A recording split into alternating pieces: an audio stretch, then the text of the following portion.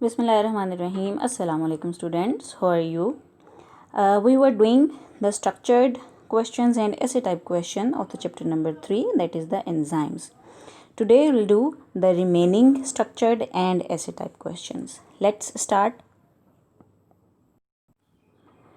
Today we will start from question number 4. In living organisms, enzymes may be used in reactions to convert large molecules into smaller ones. State the term used for all molecules on which enzymes act. अच्छा जी, अब मुझे बताएं कि वो molecules जिन पर enzyme act करते हैं उन्हें हम क्या कहते हैं? यस, वो कहलाते हैं सबस्ट्रेट्स. ठीक है. So molecules on which enzymes act, they are known as the substrates. And the second one is molecules that are formed in a reaction. तो जो मॉलिक्यूल्स बनते हैं एक रिएक्शन में उन्हें हम कहते हैं प्रोडक्ट्स. ठीक हो गया.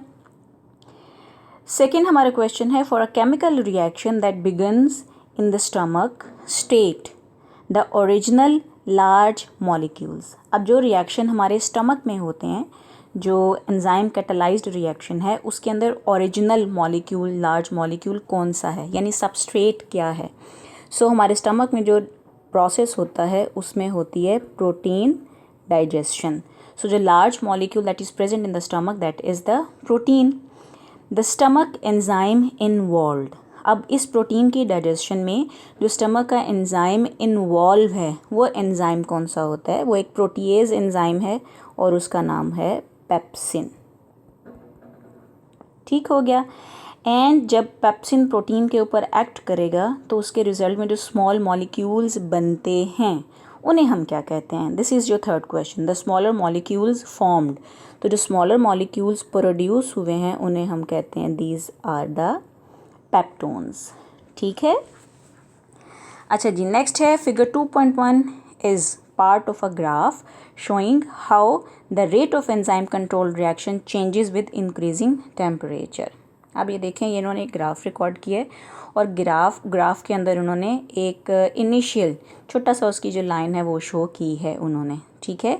और ये ग्राफ जिसका ये छोटा सा पार्ट यहाँ पर शो हुआ है, ये ग्राफ क्या शो कर रहा है? ये effect of temperature on the activity of the enzyme को इंडिकेट कर रहा है. Now the question is complete the graph in figure 2.1 to show how the rate of this enzyme controlled reaction changes as the temperature is increased from 20 to 80 degree centigrade. ठीक है. अब अगर temperature 20 degree से 80 degree centigrade तक increase करे तो इस enzyme की एक्टिविटी में क्या चेंज आएगा? अब देखें अगर हम, तो initially the rate will increase and it will reach its maximum level at 40 degrees centigrade, and further increase in temperature will cause the decline in the activity of the enzyme, so rate of reaction will fall.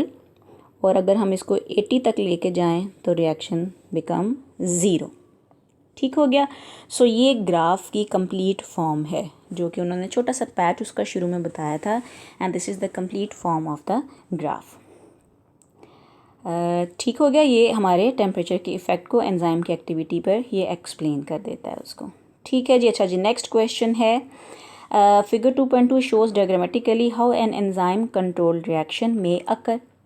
देखें, पहले देखें तो enzyme और substrate जो है वो combine करेंगे, enzyme substrate complex बनेगा और उसके बाद प्रोडक्ट जो हैं वो रिलीज़ हो जाएंगे.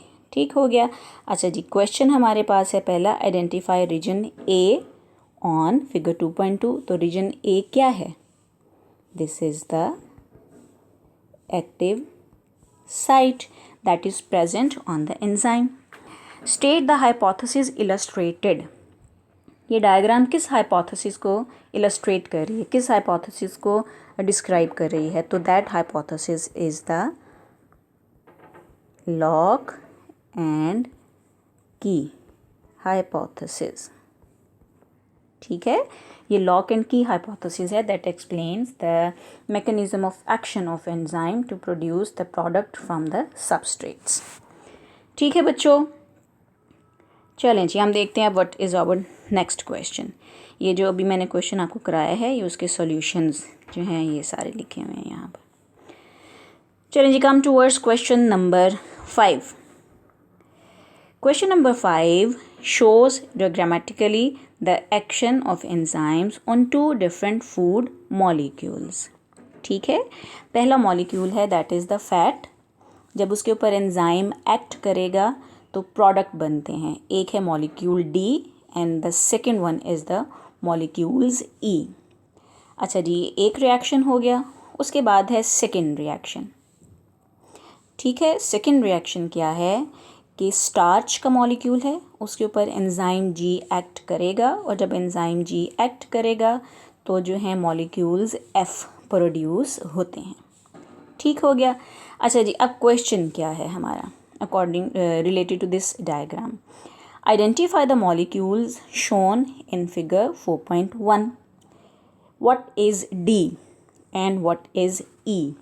ठीक है, तो जब हमने फ़ैट की कंपोजिशन पढ़ी थी, मैंने आपको हल्की सी फ़ैट की डिकम्पोजिशन या एंजाइम का एक्शन बताया था, तो उसमें मैंने कहा था कि fat fatty acid and glycerol से मिलकर बनी हुई होती है और जब फ़ैट की डाइजेशन होगी, फ़ैट की ब्रेकडाउन होगी, तो उसके रिज़ल्ट में 1 मॉलिक्यूल ऑफ ग्लिसरोल बनता है एंड 3 मॉलिक्यूल्स ऑफ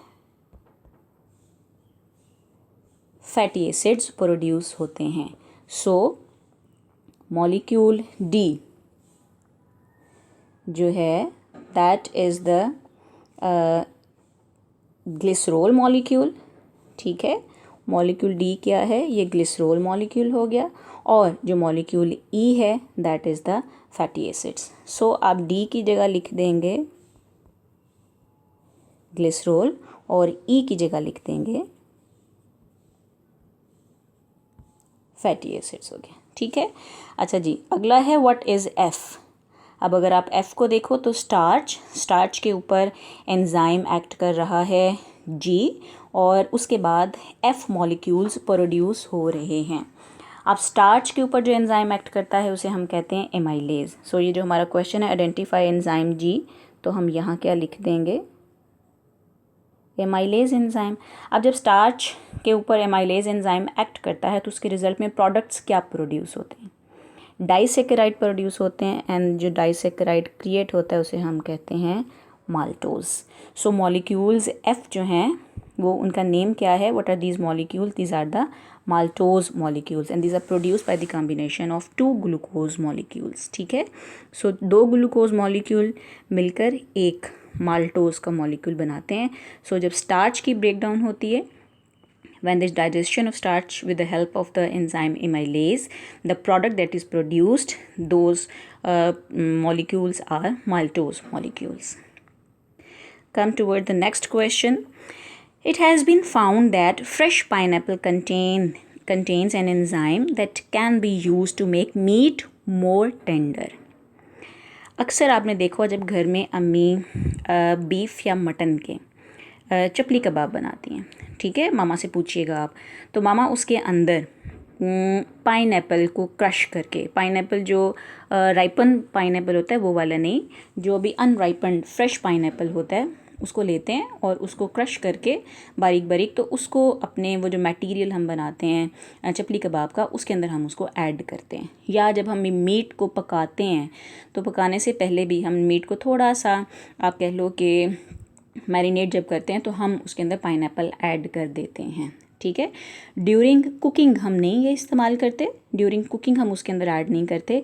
कुकिंग से बिफ़ोर हम पाइनएप्पल का मैश किया हुआ जो पार्ट है उसको अपने मीट में ऐड करके तो उसको 1 और 2 आवर के लिए हम उसको थोड़ा सा रख देते हैं। ठीक है, ताकि ये जो पाइनएप्पल है उसके अंदर जो भी मटेरियल है वो एक्ट कर सके और वो फिर बाद में कुकिंग हमारे लिए आसान हो जाती है, बड़ी जल्दी वो जो मीट है वो टेंडर हो जाता है, सॉफ्ट हो जाता है और ईज़िली कुक हो जाता है और उसको जो खाना बहुत आसान हो जाता है। ठीक है, अच्छा, the question is explain why the pineapple is placed on the meat a few hours before rather than during cooking.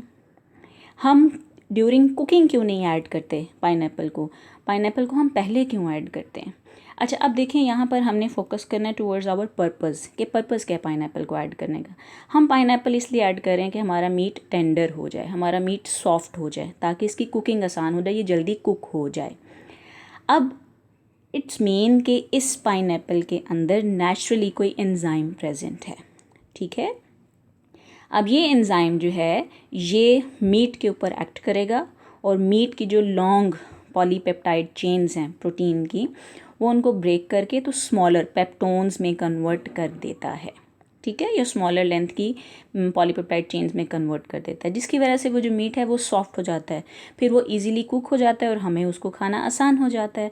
तो question is why we don't add pineapple during cooking, why we add pineapple before cooking, और फिर हम उसको क्यों थोड़ा सा time देते हैं, we give some time to pineapple to act on the meat. उसका बेटा आंसर ये है कि एंजाइम को एक्टिविटी करने के लिए ऑप्टिमम टेम्परेचर जो है दैट इज़ रूम टेम्परेचर या 40 डिग्री सेंटीग्रेड टेम्परेचर होता है। अब अगर हम ड्यूरिंग कुकिंग ये पाइनएप्पल ऐड कर देंगे तो कुकिंग के दौरान तो temperature is very high, near to 100 या अबव 100 टेम्परेचर होता है, ठीक है। जब हम कुकिंग करेंगे तो पाइनएप्पल के अंदर मौजूद एंजाइम्स जो हैं those can not act on the meat because they will be denatured because of the high temperature.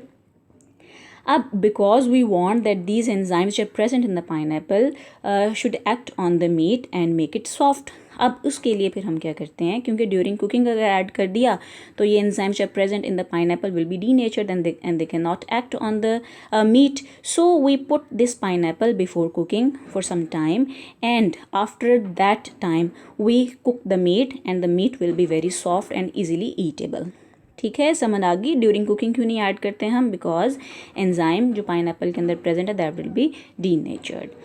Second question है suggest the name of the enzyme and how it tenderises the meat. Enzyme का नाम क्या है। अब देखें meet को ये कर रहा है ना टेंडराइज, मीट को ये सॉफ्ट कर रहा है, तो मीट जो है दैट इज़ प्रोटीन। अब ये जो एंजाइम है this enzyme definitely will be a protein digesting enzyme, mean के ये एंजाइम विल बी समवन कुछ कह लें प्रोटीएज एंजाइम होगा, ठीक है, जो कि रिजेंबल करेगा पेप्सिन से या ट्रिप्सिन से। ट्रिप्सिन जो है वो पैंक्रियाज स्मॉल इंटेस्टाइन में प्रेजेंट होता है, पेप्सिन जो है वो स्टमक में प्रेजेंट होता है। So this will be a protease enzyme और उससे ये रिलेटेड होगा, उससे ये मिलता जुलता होगा। और ये टेंडराइज कैसे करता है मीट को, मीट जो है वो प्रोटीन लॉन्ग पॉलीपेप्टाइड चेन्स हैं, जब protease enzyme in long polypeptide chain पर एक्ट करेंगी तो उनको स्मॉलर पॉलीपेप्टाइड चेन में कन्वर्ट कर देंगी, पेप्टोन्स में कन्वर्ट कर देंगी। ये पेप्टोन्स क्योंकि स्मॉलर साइज़ के होते हैं so these are easily eatable और इनको हम आराम से जो है वो च्यू कर सकते हैं, ठीक हो गया बेटा। So this is the answer of this question. We have completed the question number 5. Now come towards our next question, that is the question number 6. Figure 5.1 shows the effect of temperature on the activity of enzyme E. अब एक enzyme है, ठीक है, और उस enzyme को हमने name दे दिया एंजाइम E. अब ये जो एंजाइम है this enzyme act on a substrate and convert the substrate into the products. अच्छा जी, अब नेक्स्ट क्वेश्चन ये बता रहा है हमें, क्वेश्चन हमारा क्या है, state the optimum temperature for the enzyme. इस एंजाइम का ऑप्टिमम टेम्परेचर क्या होगा। यहाँ अगर हम देखें तो maximum rate of activity is here, ठीक है। यहाँ अब अगर हम टेम्परेचर को नोट डाउन करें, what is the temperature, that this temperature is 38 degree centigrade. So the optimum temperature for enzyme E is 38 degree centigrade. Suggest a possible identity for enzyme E where it is found and its function. अब ये enzyme E क्या हो सकता है। अब क्योंकि इस enzyme का ऑप्टिमम टेम्परेचर है 38 degree centigrade, so it could be any enzyme that is present in the body of the animals, in the body of the living organism, या अगर हम स्पेसिफिक चलो एग्जांपल दे रहे हैं हम तो हम कह रहे थे in the body of the human being. अब ये एंजाइम हमारे स्टमक में प्रेजेंट पेप्सिन भी हो सकता है, ये एंजाइम हमारी ओरल कैविटी में प्रेजेंट एमाइलेज भी हो सकता है, ये एंजाइम हमारे इंटेस्टाइन में प्रेजेंट ट्रिप्सिन भी हो सकता है, ठीक है. It could be lipase or it could be pancreatic amylase. Any enzyme that is present in our body that work properly at 38 degree centigrade, that could be enzyme E. ठीक हो गया. Enzyme ई इनमें से कोई भी एंजाइम हो सकता है. Where it is found in the living organism, in the human being. And its function, अगर आप पेप्सिन बताओगे तो आपको its function is to digest the protein.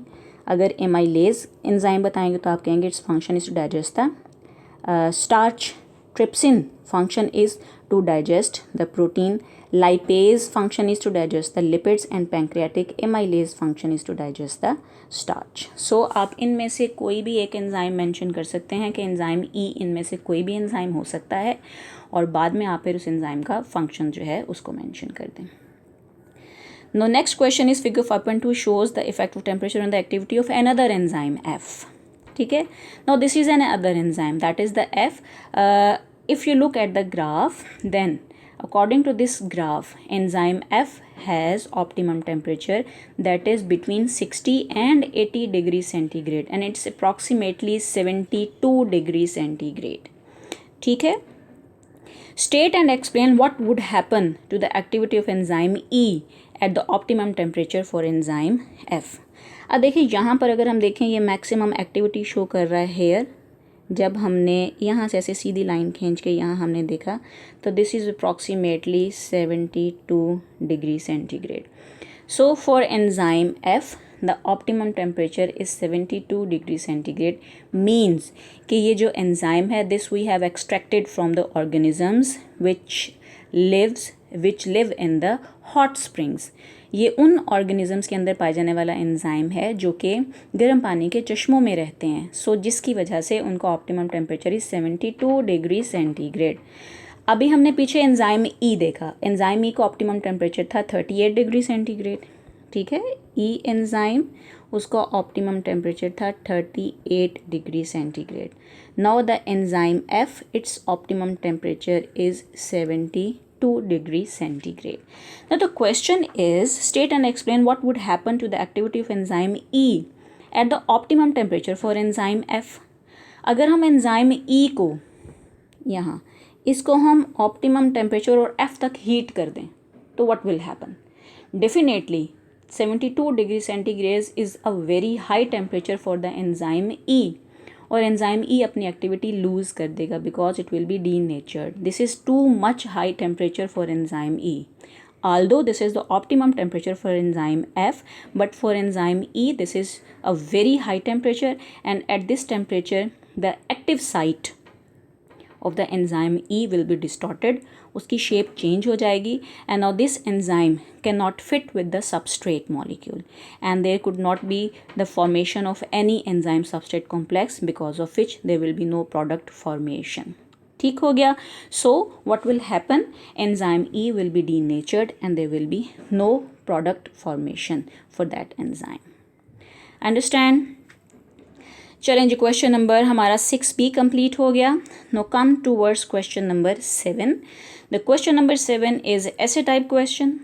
ठीक है. First question is explain what is meant by lock and key hypothesis for enzyme action. आपने पूरा lock and key hypothesis जो है वो बुक में से रीड करके उसको लर्न करना है, and this is that will be the answer of this question. Okay. Diagram is must under this question. Describe how enzyme action is affected by an increase in temperature. ये भी आपको बेटा पूरा lecture है. मैंने last time भी कहा था कि इसके अंदर ग्राफ ज़रूर ड्रॉ करना है, तो ये पूरे का पूरा एक ये हो जाएगा. और आप यहाँ बुक में ग्राफ नहीं बना हुआ, लेकिन आपने यहाँ पर ग्राफ को ड्रॉ करना है ज़रूर. जब भी इफेक्ट ऑफ टेम्परेचर या इफेक्ट ऑफ pH वाला क्वेश्चन आए that affect the rate of activity of the enzyme, तो आपने वहाँ पर ग्राफ ज़रूर ड्रॉ करना होता है. ओके.